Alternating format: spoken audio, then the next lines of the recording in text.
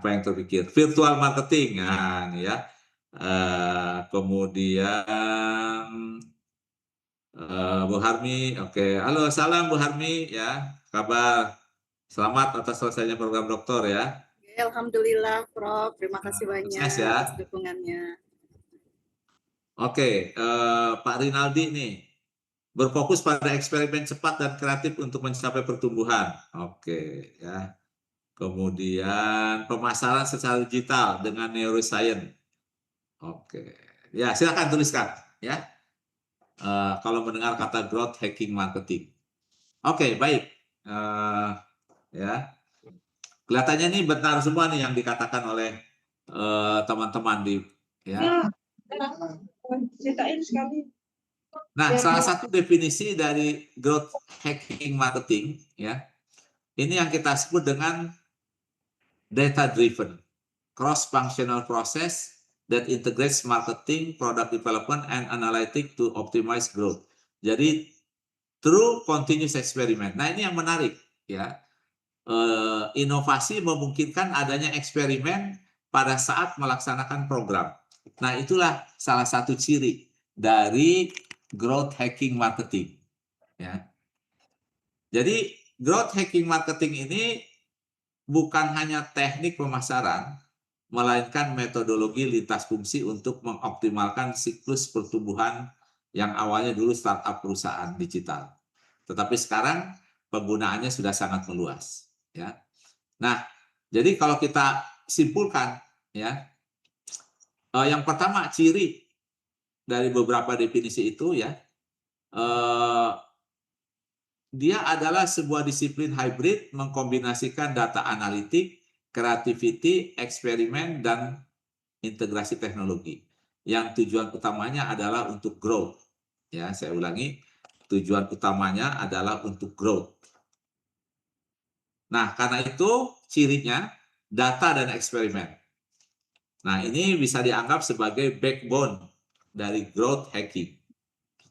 Nah, semua penulis menyetujui bahwa speed, adaptability, dan iteration ya, ini yang membedakan dengan tradisional marketing. Nah, jadi growth hacking ini menjembatani antara marketing, produk desain dengan teknologi. Jadi dia mengintegrasikan komponen tersebut. Nah, ada sedikit perbedaan ya. Satu penulis mengatakan bahwa growth hacking marketing ini mindset dari startup, di mana menekankan eksperimen yang cepat dengan biaya yang minimal. Nah, tetapi sebagian mengatakan bahwa ini adalah sebuah kerangka data strategik dan sistematis yang mengintegrasikan etika dan juga customer knowledge dengan AI. Nah, kemudian yang berikutnya creative testing dan data centric strategy.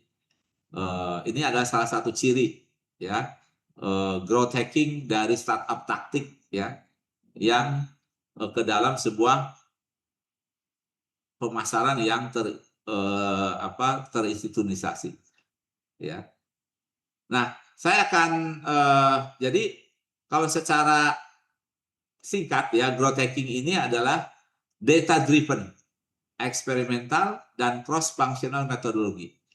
Ya, jadi keputusan yang diambil berdasarkan data driven, adanya eksperimen, kemudian metode yang cross functional yang tujuannya adalah mengakselerate business growth dengan mengintegrasikan marketing, analitik, teknologi, ya. Walaupun sebagian itu dimulai dari startup, makanya disebut dengan mindset dari startup. Nah, saya akan memulai ya dengan sebuah contoh, ya. Jadi growth hacking ini bukan sekedar viral marketing, tetapi strategi berbasis data dan eksperimen. Nah, dua kata kuncinya, data dan eksperimen. Nah, ini mungkin ya yang yang membedakan dengan yang lain.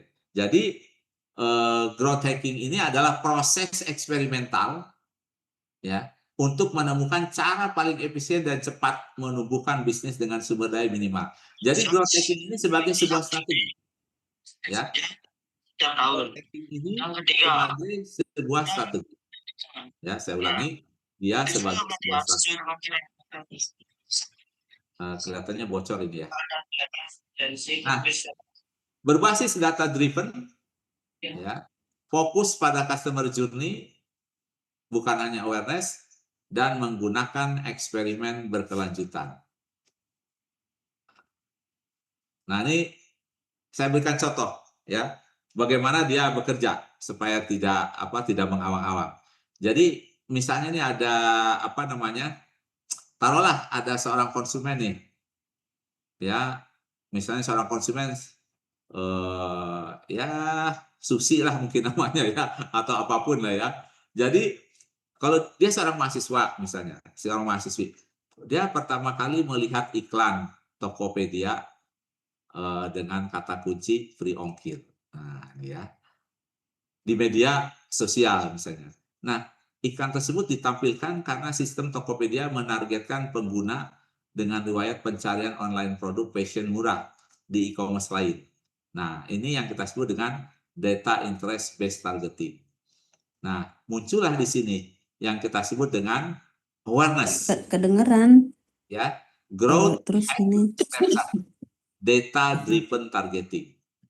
Jadi Tokopedia ini menggunakan look like audience model dan Facebook, ya, dan juga Pixel Google Ads untuk menargetkan calon pelanggan dengan minat serupa. Nah, step yang kedua, journey yang kedua, activation. Nah, activation ini ketika mahasiswa tersebut, ya, Mbak Rina atau Mbak Susi, ya, whatever, dia mengunduh aplikasi, mulai menggunakan aplikasi, ya, mengunduh aplikasi Tokopedia, kemudian dia mendapatkan welcome pop-up berupa misalnya selamat datang, nikmati gratis ongkir 3 kali untuk pembelian pertamamu. Nah, ya, untuk pembelian pertamamu. Nah, kemudian pesan tersebut ini dipersonalisasi berdasarkan data demografi dan lokasi Rina tersebut mahasiswa.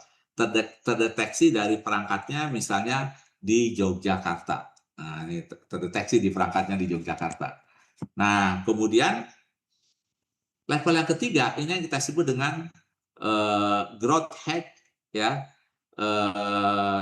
step kedua, ya, yaitu personalized onboarding. Ya, jadi activation, muncul growth hack, step yang kedua personalized onboarding. Jadi menggunakan customer data platform, ya, CDP. Nah, sistem di Tokopedia ini menampilkan promosi berbeda untuk setiap segmen berbeda atau segmen pengguna. Misalnya pengguna di luar Jabodetabek daripada diskon harga. Ini misal salah satu contohnya. Nah, tahap berikutnya ini yang kita sebut dengan retention. Ini mendorong pembelian ulang. Nah, jadi setelah melakukan transaksi pertama, misalnya dia membeli tas, Tokopedia mengirimkan notifikasi. Nah, misalnya, Rina, kamu suka produk fashion. Ada penawaran eksklusif 20% untuk brand serupa. Nah, pesan ini muncul misalnya pada pukul 7 malam. Waktu yang telah terbukti memiliki tingkat tertinggi berdasarkan analisis perilaku ribuan pengguna. Nah, kalau misalnya si mahasiswa tersebut, Rina ini membuka notifikasi, sistem secara otomatis mengirimkan email pengingat dalam waktu 24 jam berikutnya. Nah, disinilah Itu terus ini terus aduh takut. butir ketiga, ya, ini yang kita sebut dengan growth hack step 3, behavior based automation atau A/B testing. Jadi Tokopedia ini mulai menjalankan eksperimen terhadap waktu pengiriman pesan dan jenis promosi. Nah, hasilnya menunjukkan peningkatan click through rate itu hingga 18%. Ini dari data yang ada, ya. Nah, yang keempat, ini yang kita sebut dengan referral, mengajak teman bergabung. Jadi si mahasiswi ini setelah 3 kali transaksi, ya, mahasiswa tersebut menerima pesan, ajak temanmu belanja di Tokopedia. Kamu dan temanmu akan mendapat voucher 25.000. Nah, program referral friend ini mendorong pertumbuhan pengguna baru dengan biaya yang relatif rendah. Nah, saya ulangi, dengan biaya yang relatif rendah. Nah, inilah yang kita sebut dengan growth hack step yang keempat. Ya, mengajak teman bergabung atau viral loop mechanism. Nah, tahap berikutnya result, ya, revenue. Nah, jadi ini dampaknya bagi perusahaan. Saya ulangi ya, dampaknya bagi perusahaan. Nah, melalui strategi ini ternyata Tokopedia itu mencatat kenaikan konversi pengguna baru sebesar 20%, retensi pengguna aktif meningkat hingga 15%, biaya akuisisi turun karena referral tadi, menggantikan sebagian besar iklan berbayar. Nah, inilah salah satu contoh ya. Jadi kalau tadi definisi, nah ini yang kita alami. Itu juga yang saya alami ya ketika masuk berlangganan berbagai aplikasi ya. Kita memberikan referral kepada yang lain ya. Nah, jadi kalau kita analisis ya elemen growth hacking pada kasus ini, kita lihat di sini pertama komponen acquisition ya. Data driven ad targeting di media sosial. Nah, ini dampaknya konversi iklan meningkat 20%. Kemudian activation. Ini personalisasi onboarding, gratis ongkir pertama. Nah, ini akan meningkatkan first purchase rate. Yang berikutnya yang kita sebut dengan retention, notifikasi dan rekomendasi berbasis perilaku. Ini menyebabkan CTR meningkat.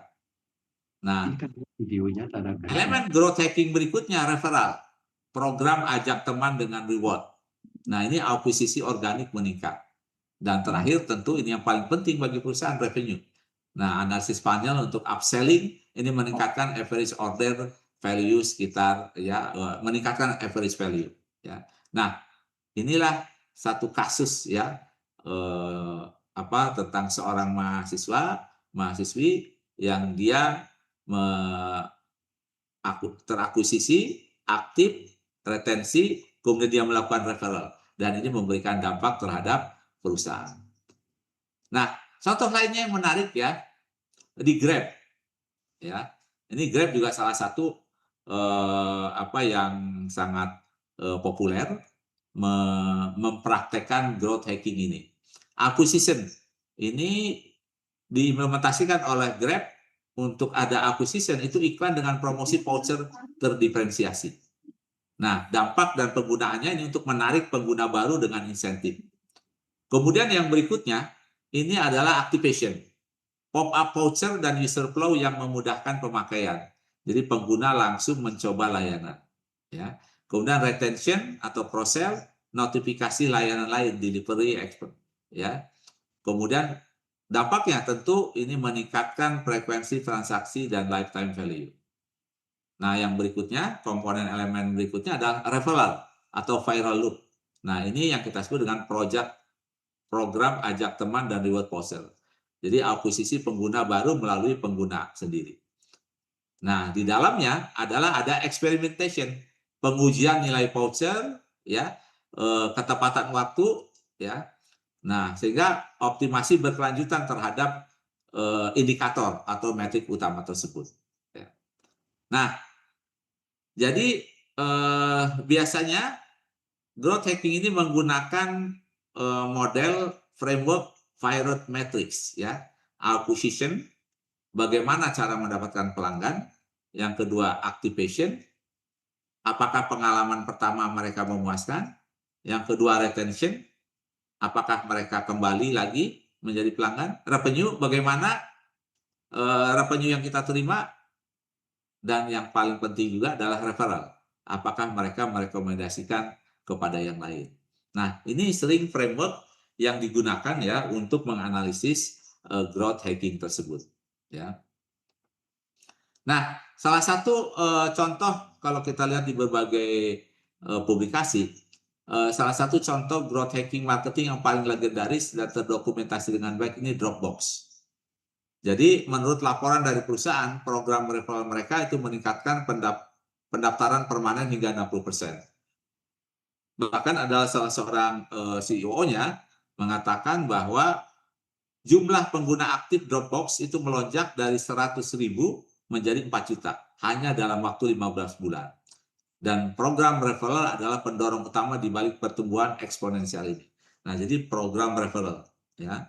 Jadi banyak pengguna ya itu merasa dia senang dengan menggunakan itu, kemudian dia mereferensikan kepada yang lainnya. Nah, ini salah satu contoh ya. Dulu saya pakai Dropbox ya, tapi tidak menggunakan lagi sekarang. Tapi di beberapa negara ternyata masih populer. Nah, jadi pertanyaannya begini, kenapa ini disebut dengan growth hacking murni? Pertama kita lihat ada product led growth. Jadi pertumbuhan ya konsumen. Strategi ini terintegrasi langsung ke dalam produk. Fitur undang teman ada di dalam dashboard pengguna, bukan iklan eksternal. Jadi langsung di dashboard pengguna. Kemudian memanfaatkan EERRR funnel. Program ini secara brilian menargetkan 2 metrik kunci. Pertama, acquisition, mendatangkan pengguna baru melalui undangan dari pengguna yang sudah puas. Nah, ini referensi ya.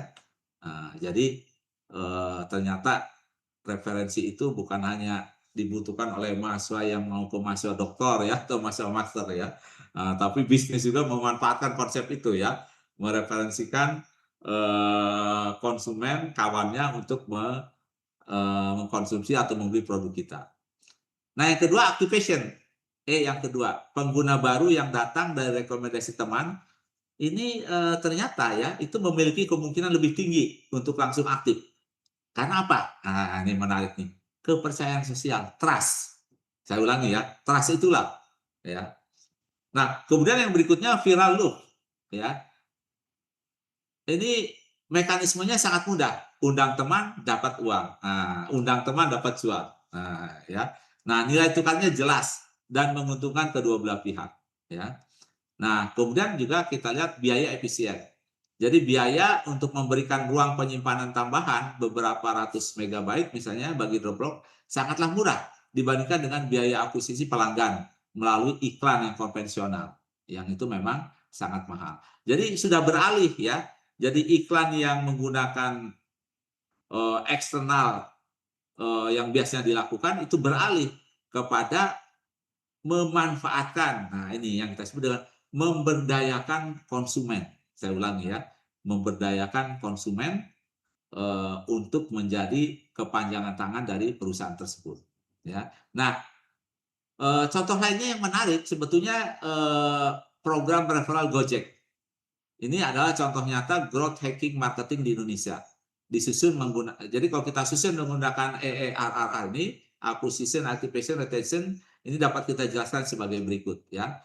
Jadi akuisisinya kita lihat Gojek menarik pengguna baru melalui referral program, di mana pengguna lama membagikan kode referral ke teman dan keluarga. Nah, kemudian activation, ya. Jadi banyak konsumen pertama kali mengenal Gojek itu melalui rekomendasi pribadi atau tautan undangan teman. Nah, yang kedua activation. Jadi kalau konsumen mengunduh aplikasi, nah pengguna baru mendapatkan voucher atau kredit gratis untuk transaksi pertama, GoRide, GoFood maupun GoPay. Nah, karena itu pengguna baru mencoba layanan karena tertarik oleh insentif langsung yang mengurangi hambatan adopsi. Nah, ini. Nah, tentu kita lihat ada indikator keberhasilannya, ada dampak growth hacking-nya, pertumbuhan pengguna baru meningkat, biaya iklan minimal, ya, kemudian menurunkan hambatan masuk atau entry, ya, dan mempercepat adopsi layanan digital. Ya. Nah, demikian pula pada retention-nya, ya. Kemudian kita lihat pada proses referral, kemudian juga revenue, ya.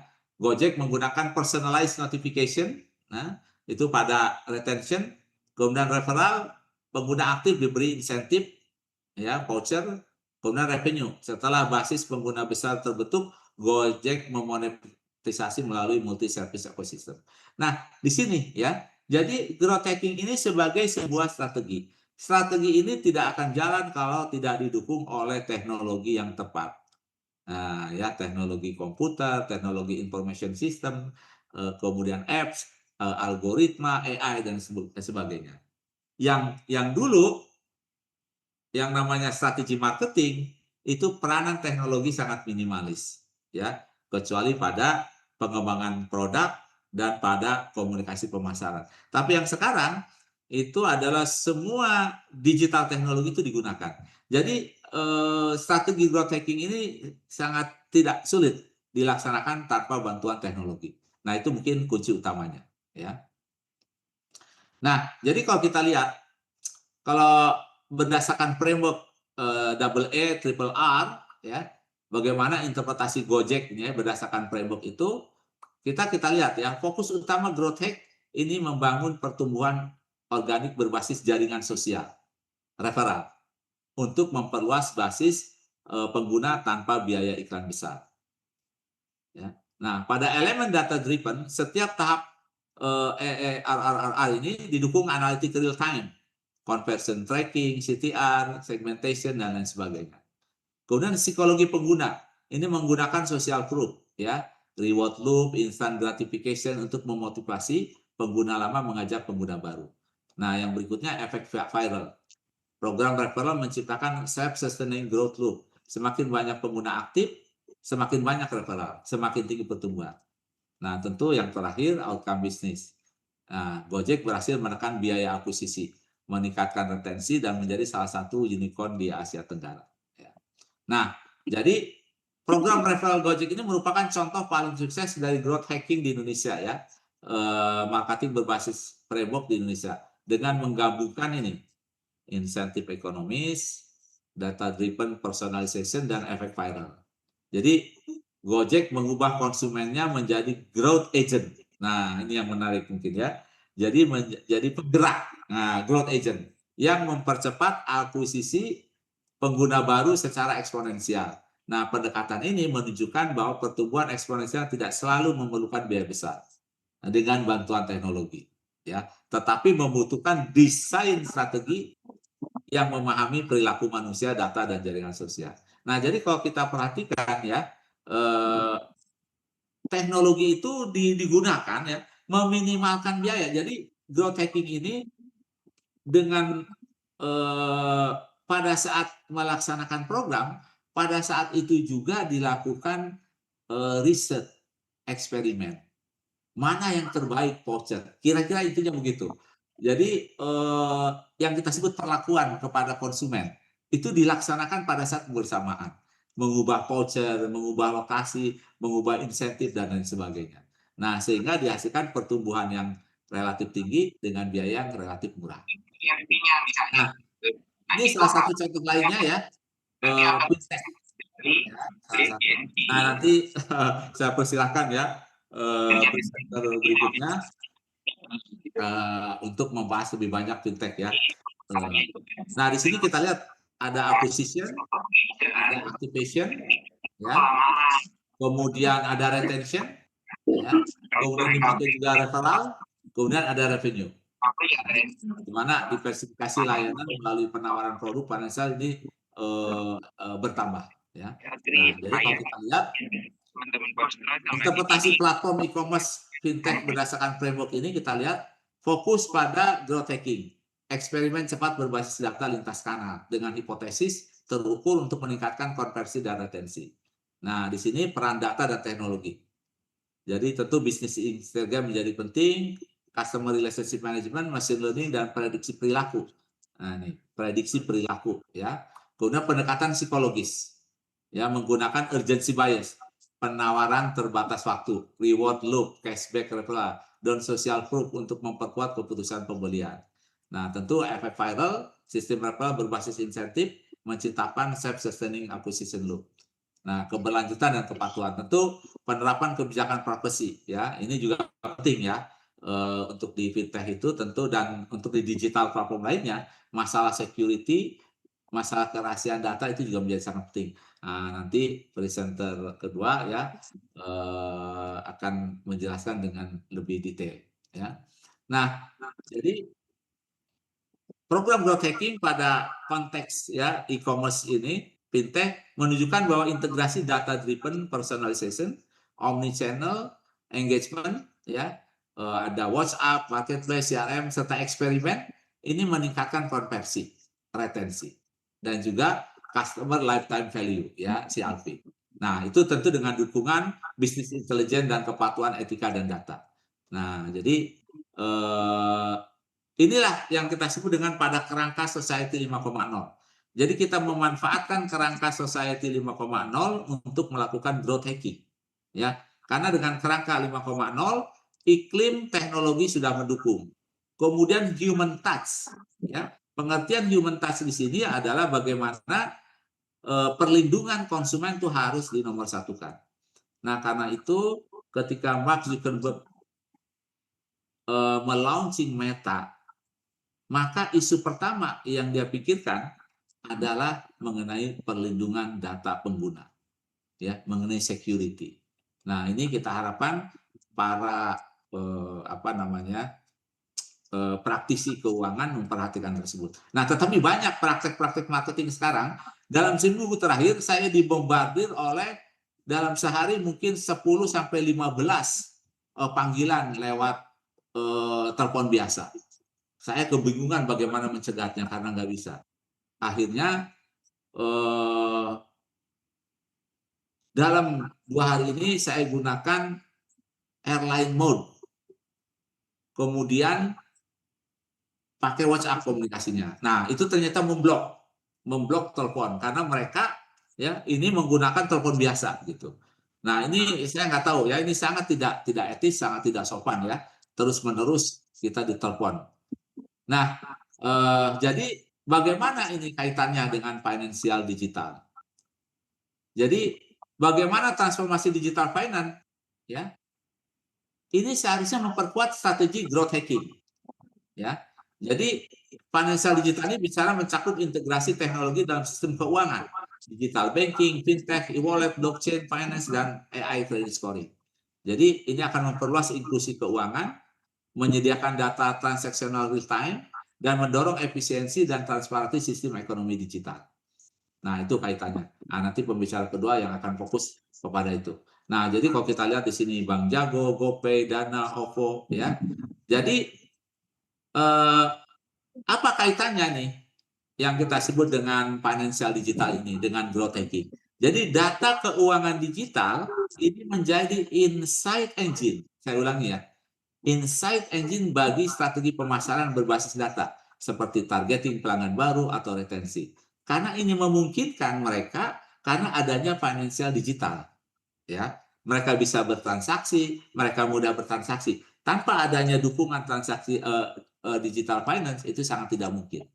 Nah, ini jadi makanya kenapa dikatakan sebagai insight engine, ya. Nah, jadi kalau kita lihat bagaimana kita mengintegrasikan dua dunia nih, growth hacking dan financial digital. Nah, ini ya. Jadi komponennya data. Pada growth hacking itu kita menggunakan behavior. Ya. Pada financial digital ini kita melihat transaction, spending dan credit scoring. Ya. Teknologi AI marketing, CRM, automation pada financial digital, fintech, API, blockchain dan seterusnya. Kemudian sinerginya integrasi marketing, finance data. Nah, tujuannya untuk user growth and retention. Nah, tentu financial digital juga sama, financial inclusion dan trust atau sustainable business scaling. Nah, outputnya acquisition cost turun, retensi naik. Nah, di financial digital, akses layanan financial itu meningkat. Pertumbuhan digital menjadi sangat inklusif. Ya. Nah, karena itu tantangan dan strategi adaptasinya di Indonesia. Pertama tantangannya fragmentasi data antar sistem. Kurangnya SDM dengan kompetensi data, isu privacy. Nah, karena itu strategi solusinya edukasi dan literasi digital untuk pelaku UMKM, kolaborasi startup dengan sektor perbankan. Dan tentu yang terakhir adalah penguatan etika data governance di perusahaan. Ini penting.